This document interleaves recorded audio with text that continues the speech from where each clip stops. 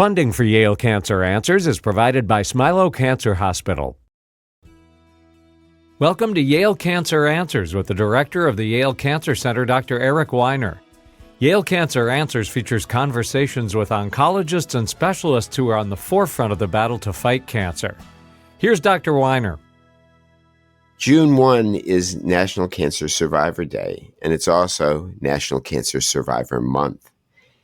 In the U.S., there are approximately 500,000 childhood cancer survivors. There are, of course, many, many more cancer survivors, most of whom are adults. Those childhood cancer survivors are both children still in some cases and are also in our adult communities. Today, or this evening, we have joining us Cameron Wilson, who goes by Cam, and his mom, Jessica, and his dad, Brendan. Welcome to the show, and thanks so much for being here. Thank you for having us. Oh, it's great. Cam was diagnosed with the blood cancer leukemia when he was just 2 years old, and it's now 7 years later. He's 9. He's been off cancer treatment for several years. He received treatment for 3.5 years. That is until he was 5.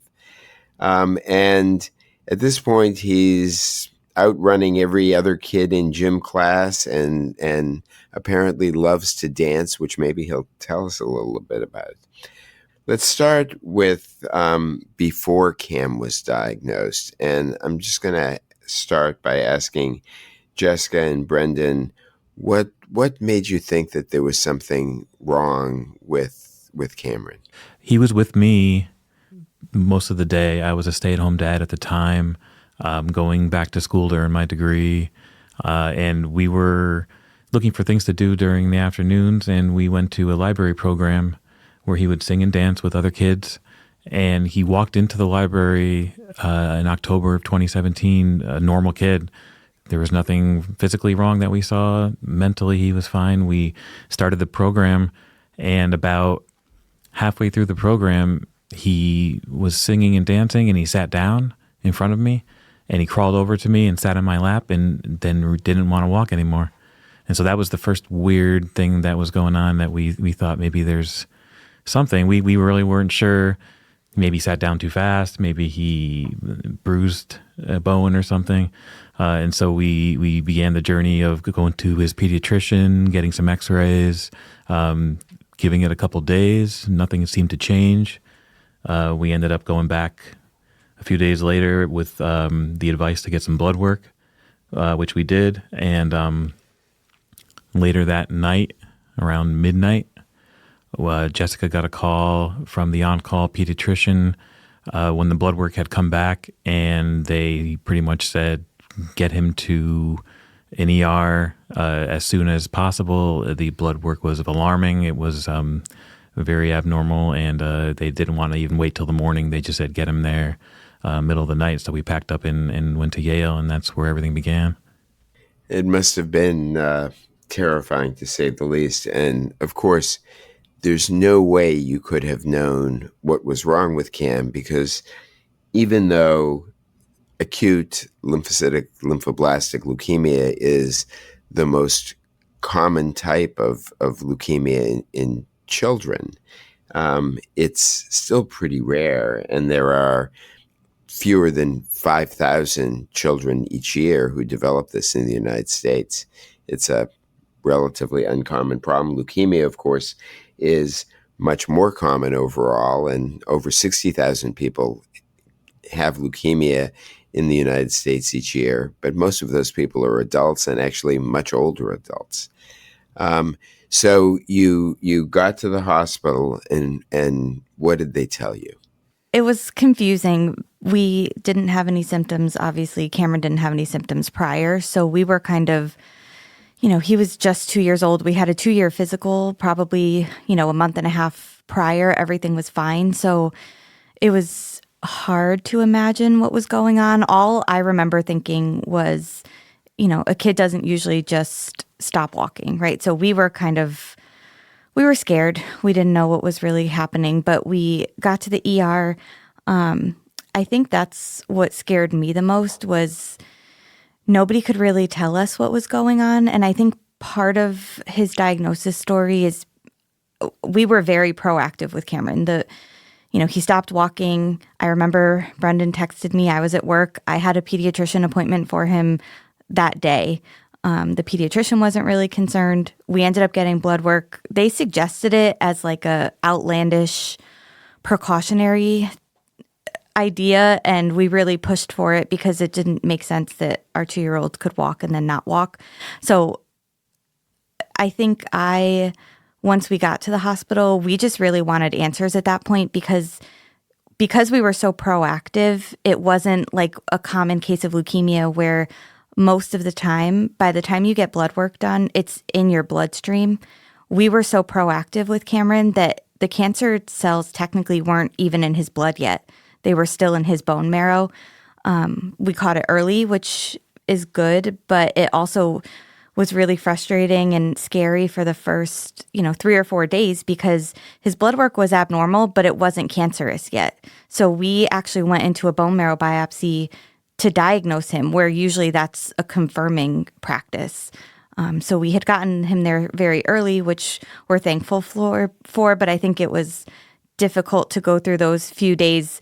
I mean, it was difficult anyway, but it was also difficult to not have a diagnosis and not have an answer for so many days because we were just left to imagine all the worst case scenarios and just different things happening around us that we didn't have any control over. Sure. And I'm guessing that his blood work, which made them tell you to go to the hospital right away, showed that his platelet count was low and that he was anemic and his white count may have been low, but there weren't yet the cancerous cells streaming through his blood. And when you had the bone marrow, that's when it showed all the abnormal cells, which are often called blasts, that are very immature white blood cells. Cam, when you hear this, what is it like to hear your parents talk about this? It's really cool because I don't remember any of this stuff. So it's kind of cool to hear them describe it so I can kind of picture what happened. And as a kid who may, eventually have children, can you imagine how scared they were? They were probably like insanely scared. They're like, what's gonna happen? It could be anything. What is this? All that. Yeah, no, it's pretty hard. And I'm curious, what did the doctors say in terms of how hopeful you should be? They didn't say much. They just said like, it's gonna be okay, don't worry and stuff. You think that's what they told your parents? And either Brendan or Jessica, is that pretty much what they said? Yes. So I'll let Brendan talk a little bit about this too, but I remember them saying that, he got there early, which was a really good thing. The sooner you start treatment, I'm told, for almost any sickness, cancer especially, I think the better. But yes, they were hopeful. We were told that at some point we should have been grateful to get a diagnosis because it was taking them so long to come up with one. So I think that was difficult. Once we had one, they were able to give us a little bit better idea of what to expect next. Yeah, at one point, I remember them saying, hope that it's leukemia or hope that it's cancer, which is such a weird thing to hear. But the reasoning behind that was because if it wasn't, and his blood was so abnormal, they really didn't know what it was. And it could be a very obscure virus or something they didn't know about at all. And then the treatment would not have existed, or there was something that they would have to take a lot longer to diagnose. So, once we were given the diagnosis, as devastating as it was, at least for me, I felt better. And I knew that there was a plan going forward, and we were given a long list of things that were going to happen. We were inpatient for 2 weeks while he got his port in and started his chemo, and we started to understand what things were going to be like going forward. And that was a relief for me to at least know what we're going to do next, which is, a big burden off of our backs, because we went 5-6 days knowing nothing, and it was getting extremely frustrating to go through all that. Scary. It was scary for them to have no idea. He was getting transfusions and platelet transfusions, blood transfusions, pretty much back to back. When we went in, his platelet count was about 9,000. I think minimally it's supposed to be 150,000. So he was constantly getting infusions, and we didn't know why. So to hear them say, okay, now we kind of want to hope that it's cancer, or at least something that we can treat, is really scary as a parent to hear. Well, the good news about platelets is that we all have more than we need. But when the count goes below 20,000, and particularly when it goes below 10,000, it does increase the risk of bleeding. And so that's why everybody was so determined to make sure that Cameron got transfusions to bring up the platelet count. Now, the good news, of course, and it's hard to say that having cancer is good news, and when you have a 2-year-old who's totally healthy and then isn't healthy, it must be devastating to hear words like cancer. But ALL, the kind of cancer that he had, which is the most common cancer in children, is also the most curable, or certainly one of the most curable, with, somewhere in the range of 85 to 90% of children being cured. And the other good news is that there tend to be fewer long-term effects with treatment for ALL than for almost any other childhood cancer. So, again, the good news is you were facing a difficult few years, but a few years after which you could hope things would really return to sort of a new normal. What was it like hearing that Cam would have to go through treatment for what must have seemed like an endless period of time? I mean, this wasn't like having an operation and being done. This was going on and on. I think it was hard for people to understand. A lot of people didn't understand his diagnosis and didn't understand why it had to be the length of time that it was. And, 3.5 years is a long time to be pretty much in isolation. And it was hard to explain to people why he was still on treatment, why we weren't able to do the things that most families get to do, especially once COVID happened. But a lot of people didn't understand the length of time and why it needed to be so long. And what was the reaction of your family and friends? Generally good, for understanding why we had to not see them. It was tough. We couldn't spend holidays, or our Thanksgiving were people bringing food to us.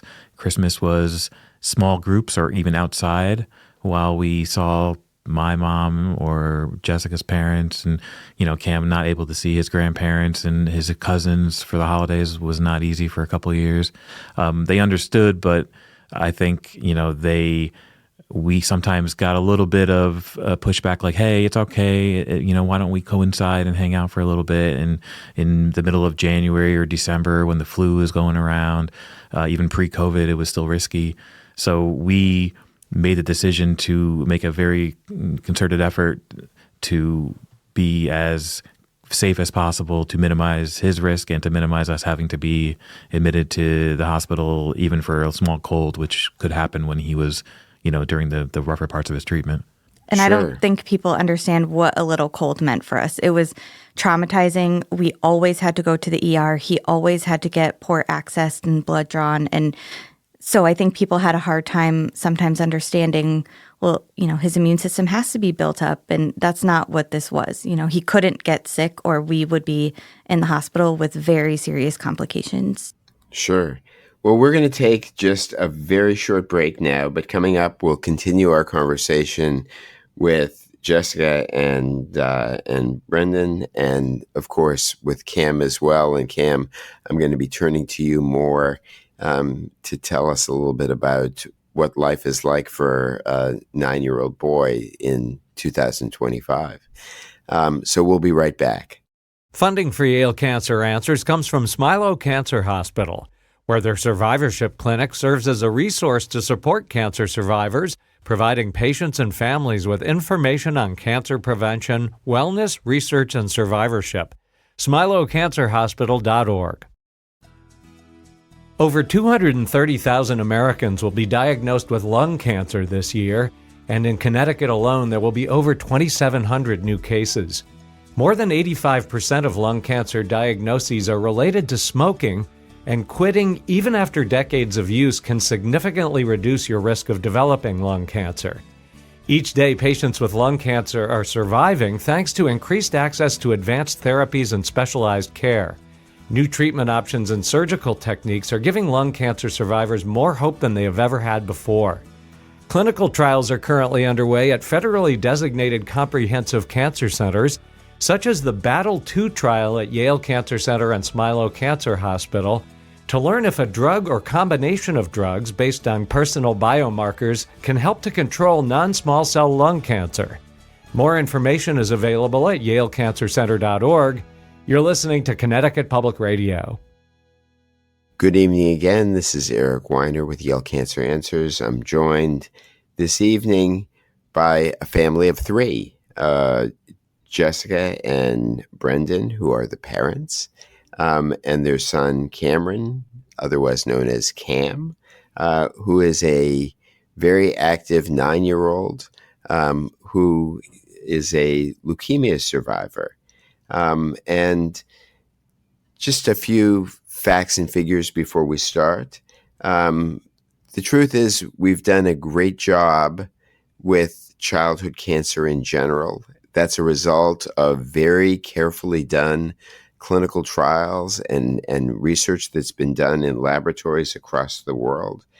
And in 2025, approximately 85% of children diagnosed with cancer are alive at least 5 years after diagnosis. And for children who have ALL, which is what Cameron had, the statistics are even better. Leukemia occurs in somewhere between 3,500 and 4,000 children each year in the U.S., and the peak age is between 2 and 6, although it can happen in children of any age from infancy all the way through the late teens. So I want to just get back to our conversation and ask the parents here one more question, which is about talking to people about their son's leukemia. And what one often hears from adults with cancer is that they figure out who's going to be helpful and who isn't going to be helpful among their friends and family. And I'm guessing you had a pretty similar experience. And whether it's because your experience was so threatening and scary to someone that they couldn't help you, or for other reasons, I'm sure there were a few people who you just felt like weren't quite there for you. Yeah, I will let Brendan answer too. I'm sure he has his opinions, but I definitely had some people that stepped up for us that I didn't, not that I didn't expect, but I was surprised at the amount that they stepped up. And then I also had people that I really thought would be there more that just did not know how to be there more for us. And both ways are fine. And we had a lot of support, but there were definitely people that stepped up more than others. And I will also say there were a few times that we were around people, even after going over all the precautions, that just clearly did not respect the boundaries that we had or didn't understand how serious sickness was. And we did have to limit contact with them for some of the treatment time because it just was not worth it to risk Cameron's health. Sure. Yeah, and I understand the part of it with not knowing how to react. This is my first experience with cancer in an immediate family member, and I don't know how I would react if somebody I know, if a nephew or somebody had the same situation and I had no experience. I don't know if I would be comfortable trying to, be around all the time or make a lot of contact, or if I would kind of shy away and thinking, I would be doing maybe more harm than good. And I also think during the first part of Cam's treatment, he was on steroids. He gained a lot of weight. His hair fell out. He looked very different. He was, by anybody's account, not a healthy kid. But as treatment moved on, when the different types of chemo started that didn't affect those areas but were still doing their job, he looked a lot more like a normal 3, 4, or 5-year-old. And so when we went out and we were doing things as a family, a lot of people didn't kind of understand, that he was a sick child because he didn't look sick. He wasn't in a wheelchair. It was physically he looked fine. And to what extent did this affect your Jessica, your job, your career? And Brendan, I think you said you were in going to school at the time. Did you have to take time off from work and from school? And, how much of a life disruptor was this? So for me, work-wise, I work for the state, and they are fantastic. I have a great relationship with my bosses. I did take FMLA, so I didn't have to miss any of his treatments, but I will say it would have been a lot harder for me to continue working if Cameron wasn't home with his dad. That made it really easy for me to maintain my job because it was horrible. I mean, my mental health was obviously terrible during that time, and I was lucky enough and fortunate enough to have a job where I felt supported and I knew Cameron was safe and taken care of, and I was at every clinic appointment, so I was very grateful. I had chosen to stay home with Cam shortly before diagnosis to get my degree. I went online and started that process, and so it kind of worked out that we were told when he was diagnosed, one parent's going to have to stay home. It's almost impossible to bring him to treatment and clinic weekly and administer everything he needs and take care of him with 2 full-time parents working, which is what we had previous. So I was already home. I just continued that. I delayed school for a little bit and stretched it out. It took me longer to graduate than I wanted to, but I would do my classes when he was napping or when Jess got home from work. I would run downstairs and do it, take a test or write a paper. So we made it work. We just had to work around it, and everything worked out in the end. But it was just a delayed experience for everybody, and nothing we can do about it. We just kind of decided this is how things are going to be until he's done. And cancer can also take a pretty significant financial toll on a family. Was your insurance good? Did you have challenges there? Yeah, Brendan was home a lot longer than we anticipated, for sure. Cameron could not go to school, couldn't go to daycare, couldn't go to pre-K, couldn't do any of that stuff. So we had a lot of family support. My dad specifically is part of a volunteer fire association, and they threw Cameron a beautiful banquet in the beginning of his diagnosis. There were community vendors that gave raffle prizes, and that really helped, I think, because my insurance was good, but it never covers anything. Parking, unexpected time off, we had to do DoorDash. I mean, there was unexpected financial burdens that I don't think people realize, aside from just the treatment cost. Yeah, people forget about parking and gas and the added cost of food when it's delivered. And we couldn't go to a grocery store, we couldn't do anything normal. And of course, you were dealing with this at least partially during COVID, which made everything, I'm sure, ever so much more stressful. So Cam, tell us about your life now. You're going into 5th grade, I think? Yes. And what do you like in school? I really like writing, reading, and certain types of math. Got it. And I was told in advance that you like to dance as well. Yes, a lot. And do you dance in some group, or do you have lessons? I started taking lessons last fallish, and I'm doing it again as a summer program this summer. And I think you have at least one brother or sister. Is that the case? Yes, I have one brother. He is about a little over 2.5. And what's his name? Evan. Evan. And does Evan get into your stuff and bother you sometimes, or is it just all great? No, he, like, once a day gets into my stuff, definitely. And are you patient with him? Depends on the day. Sometimes yes, sometimes not at all. I got it. So on a more serious note, I realize that you only have some recollections of your cancer treatment, but you've heard about it. And I suspect that in some very important ways, you're different and maybe even a little more thoughtful and experienced than the average 9-year-old. So I'm going to ask you, if you were talking to another child with cancer at the moment, what would you tell them? I would say cancer seems like it's impossible, but it's not if you have the right mindset and if you never give up. You can do anything you want. Well, I think that's pretty good advice. What do you think you want to do when you grow up? I'm not really sure yet. I might want to do something for charity like they did to me, but I don't really have a full knowledge yet of what I want to do. And I imagine you still go in and see your doctors sometimes. Is that right? Yeah, I do it once every 4 months now, but after this I'm gonna go once a year now. But I used to have to go sometimes once a day, once a week, all that. And how do you feel about all those doctors? Do they scare you? They used to, but as I've gotten to see them more and more, they've been really good to me, so not anymore. Wow. It's sort of incredible what you've been through. Do you think you're different than other kids?